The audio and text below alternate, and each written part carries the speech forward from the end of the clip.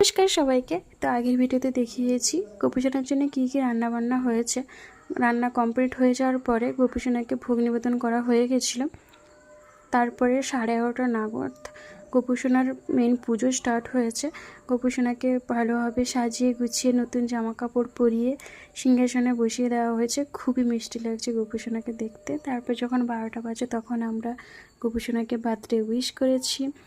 তারপরে পুজো অর্চনা আরতি ভালোভাবে মজা করে শেষ করা হয়েছে। পুজো শেষ হতে হতে ওই 1টার কাছাকাছি হয়ে গেছে।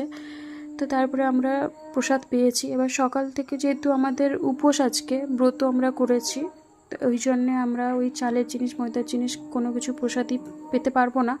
তাই আমরা আজকে ওই এখন যে ভোগ নিবেদন করা হয়েছে ভগবানের কাছে, ওই প্রসাদই আমরা পাবো। তো আশা করি সবার আজকের দিনটি খুবই ভালো কেটেছে। সবাই সুস্থ থাকো, ভালো থাকো। হরে কৃষ্ণ।